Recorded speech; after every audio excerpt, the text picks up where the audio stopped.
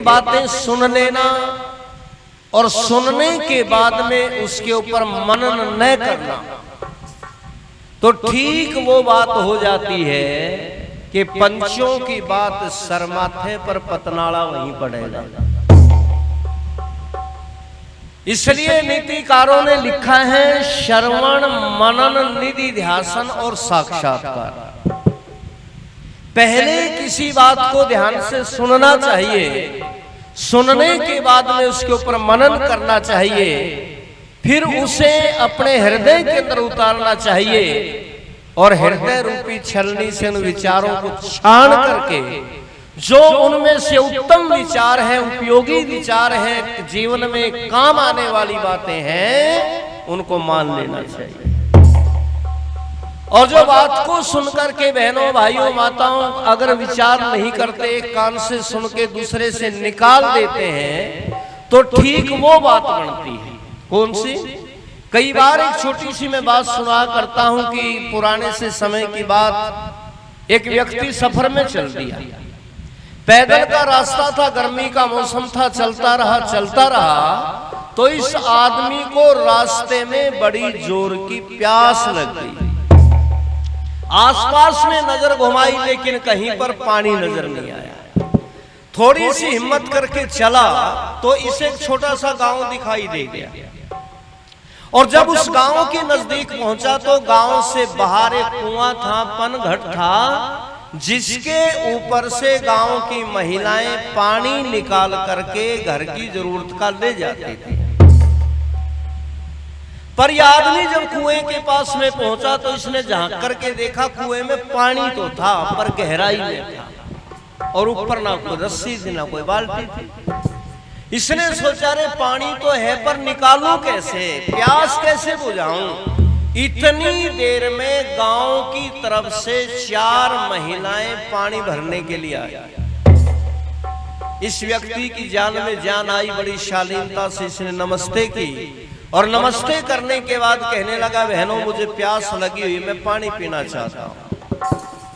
उन्होंने कहा, रे श्रीमान जी पीना नहीं चाहता, हम पानी पिलाएंगे, इसलिए आप पसीना पोंछ लो। पर इतनी देर में उन्हीं में से एक लड़की ने कहा, बहन अपने गांव की एक रिवाज भी है, एक परंपरा भी है, एक सिस्टम भी है। बोली क्या? बोली जब अपने गांव में कोई अनजान व्यक्ति आ जाता है तो हम उसका पहले परिचय लिया करते हैं, अता पता पूछती है। इसलिए श्रीमान जी आप ये बताओ कहां से आए हो, कहां जाओगे, आपका नाम क्या है, गांव कौन सा और काम क्या करते हो। तो उन महिलाओं की बात सुनकर के उसने अपना पता बताया, ये मेरा नाम है, अमुक स्थान से आया हूं, अमुक स्थान पर जाऊंगा, काम है मेरा कविता बनाना। 4 महिलाएं बोली, जी फिर तो पहले हमारी कविता बनाओ फिर पानी मिलेगा। प्यासा आदमी बेचारा। इसने कहा, बहनों कविता भी मैं बना दूंगा, वो तो मेरा काम है, लेकिन कविता बनाने के लिए कोई ना कोई मजबून चाहिए, किसी ना किसी बात को लेकर के कविता बनाई जाती है। और तुम 4 जनी पानी भर रही हो, ऐसा करो अपनी अपनी पसंद की एक चीज बता दो, उनके ऊपर मैं कविता बना दूंगा। अब इन 4 ने अपनी पसंद की चीज बताई। एक ने कहा, जी मेरे को तो खीर अच्छी लगती है, इस पर बना दो। दूसरी ने कहा, जी मेरे को चरखा बढ़िया लगता है, इस पे बना दो। तीसरी ने कहा, जी मेरे को तो कुत्ता अच्छा लगता है, इस पे बना दो। और चौथी कहने लगी, जी मेरे को तो ढोल पसंद है, मेरी कविता तो ढोल पे बना दो। 4 की बात सुनकर के इसने कविता बनाई, हंसने के लिए नहीं, केवल मनोरंजन के लिए नहीं, बल्कि बड़ी अच्छी गहरी बात उसमें भर दी। और इशारा करते हुए कहता है, बड़ी मेहनत से खीर बनाई तू चरखा रही चला।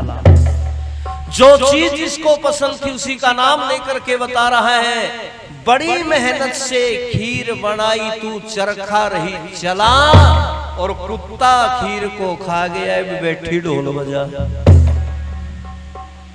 यानी जो बात को ध्यान से नहीं सुनते तो वे ठीक बैठे ढोल बजाने, यानी ठाली ढोल बजाने वाली बात हो जाती है। और सज्जनों ये ठाली ढोल हमारे देश में बहुत दिन से बज रहे हैं।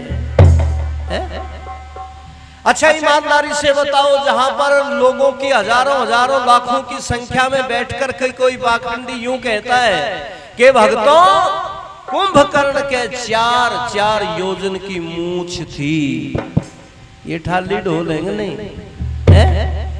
इन नालायकों से कोई पूछने वाला हो भाई 4 योजन की मूंछ कितनी लंबी होती है? एक योजन में 4 कोस, 16 कोस की मूंछ एक साइड की, 16 कोस की मूंछ एक साइड की, टोटल 32 कोस की मूंछ होगी। अब 32 कोस की मूंछ यदि नाई का सेटिंग करता होगा तो कैसे करता होगा? पैदल चल के तो होती नहीं होगी बहनों माताओं सज्जनों, हाथ में कैंची लेके स्कूटी पे बैठ के जब सेट करके आता होगा, एक को सेट करता होगा, दूसरी बढ़ जाती होगी, उसको सेट करता होगा, वो बढ़ जाती होगी। अब नाई का तो बेचारा इसी काम में लगा रहता होगा, थाली ढोल बजे।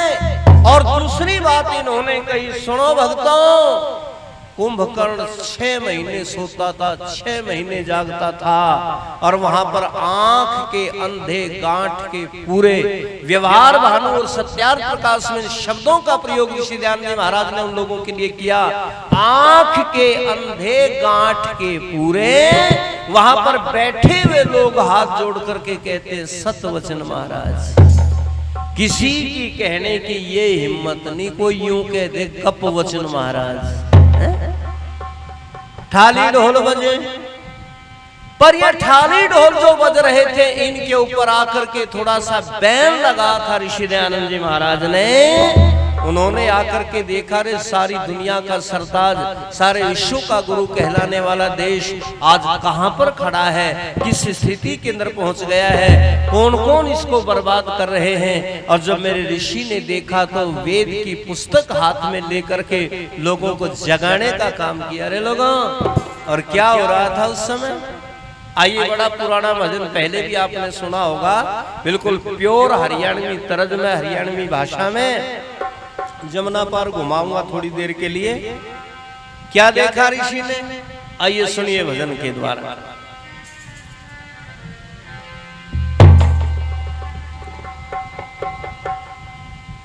के भाई बंध पड़ा पिंजरे में देखा,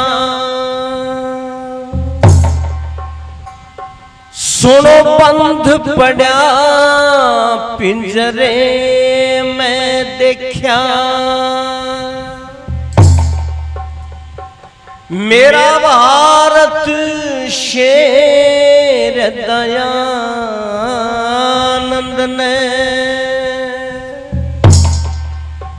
लोगों काट के बेड़ी मुक्त किया, करिया के मेहर दयानंद ने बंध पड़ा पिंजरे में देखा, भारत से दयानंद ने काट के बेड़ी मुक्त किया, करी आके मेहर दयानंद ने बंध पड़ा पिंजरे में देखा, भारत शेर दयानंद ने। सबसे पहली बात सुनो, क्या देखा वाला? सोने की चिड़िया भारत हुआ देखा नंग ऋषि जी ने, पाखंडी ठग पोप लफंगे सब कर दिए तंग ऋषि जी ने, बद्री नारायण सोमनाथ जा लाए रंग ऋषि जी ने, मथुरा काशी हरिद्वार का फिर जित्या जंग ऋषि जी ने, मथुरा काशी हरिद्वार का जित्या जंग ऋषि जी ने। सुनो वृंदावन गोकुल जा पहुँचे, वृंदावन गोकुल जा पहुँचे, नलाई देर दयानंद ने काट के बेड़ी मुक्त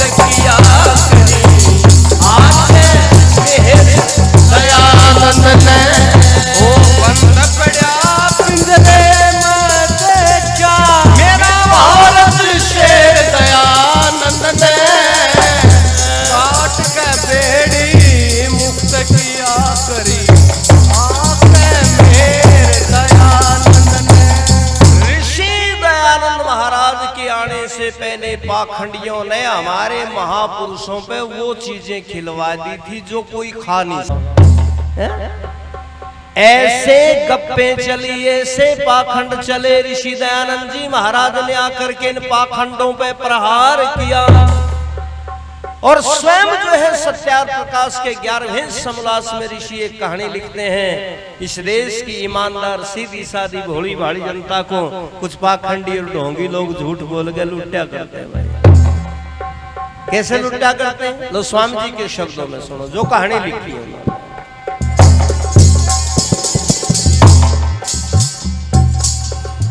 एक दिन बोल्या पोप जाट से, बिल्कुल ये शब्द है वहां पर। एक दिन बोल्या पोप जाट से, तरसावे मन बाप तेरा।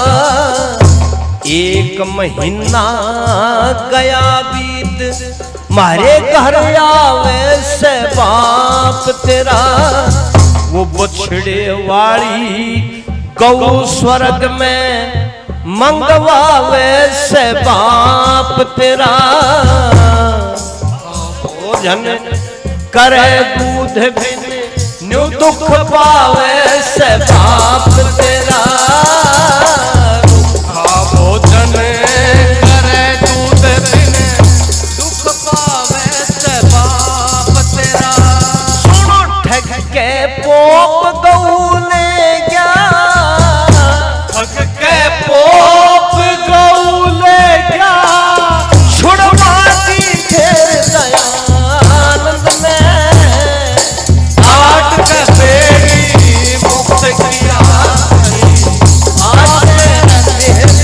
दयानंद में बंद पड़ा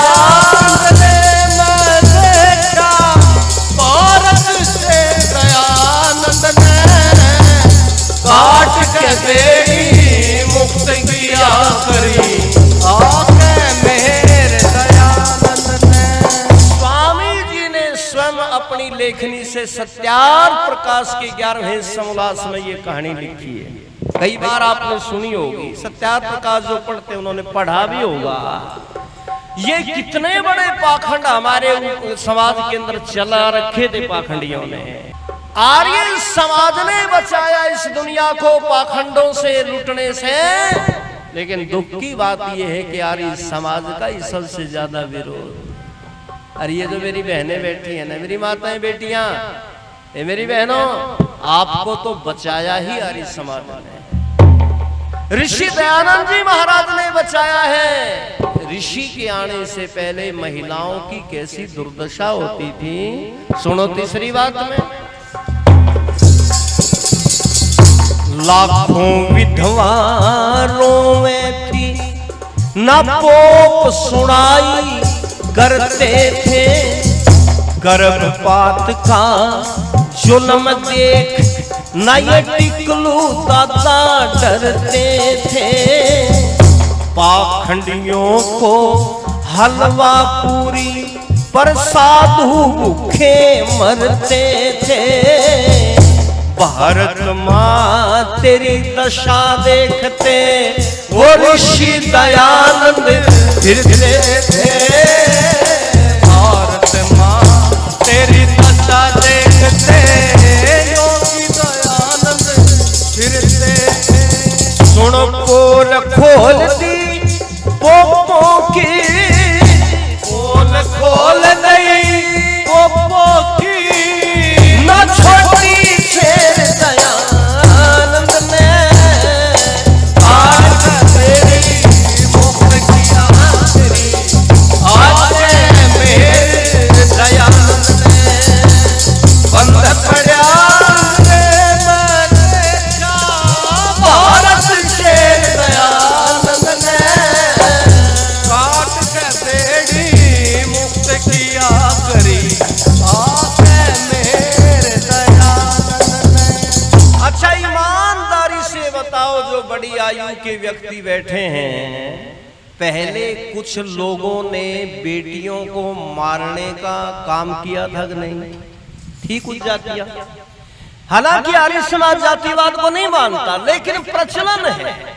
ऐसी कई जातियां थी जो घर में बेटी पैदा होते ही मार देते थे लोग, हैं?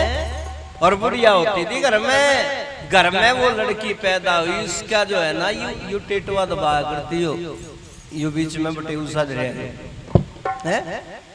इसको दबा के लड़की को मार के यूं कहा करती, जा तू तो चली जा स्वर्ग में और भाई को भेज दे, है?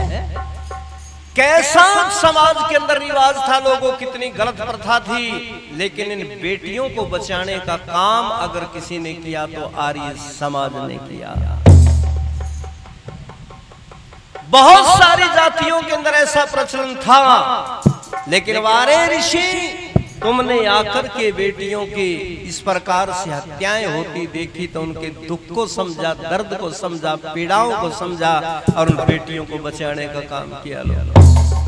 और एक तो सबसे बड़ा काम ऋषि ध्यान जी महाराज ने किया, अविद्या अंधविश्वास को मिटाने के लिए वेद का ज्ञान पुनः हमारे बीच में ला करके दे दिया। कैसे? स्वामी जी ने वेदों का कहीं देखा नाम निशान नहीं, पत्थर की पूजा देखी और जड़ चेतन का ज्ञान नहीं, पुराणों की झड़ी लगी देखी ईश्वर भक्ति का ध्यान नहीं। भारत में मलखान सिंह था, विद्वानों का मान नहीं। भारत में मलखान सिंह था, विद्वानों का मान नहीं। पाप का भंडा फोड़ दिया, पाप का भंडा फोड़ दिया, कर ज्ञान दिखे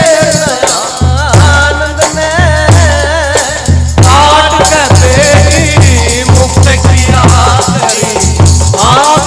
मेरे दयानंद ने। पत्थर पड़ा पिंजरे में देखा, भारत शेर दयानंद ने काट के बेड़ी मुक्त किया करी मेरे दयानंद।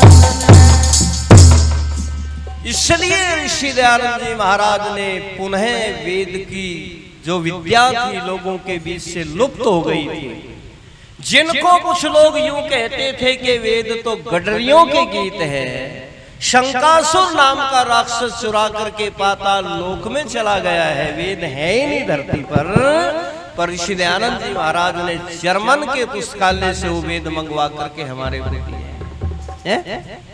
और यदि मैं इसी बात को आगे बढ़ाऊं, देखो देश की स्वतंत्रता के लिए आप बार बार विद्वानों से सुनते हैं, ये बात किसने लिखी है? कांग्रेस का एक प्रधान अध्यक्ष हुआ है पट्टाभी सीतारमैया, किसी आर्य समाजी ने नहीं लिखी अपनी प्रशंसा करने के लिए। कांग्रेस का प्रेसिडेंट प्रधान, जिसका आर्य समाज से कोई दूर दूर का भी लेना देना नहीं था, कहीं सदस्य नहीं था आर्य समाज का, वो व्यक्ति लिखता है अपनी कलम से कि देश की आजादी के लिए 85% आर्यों का योगदान रहा है।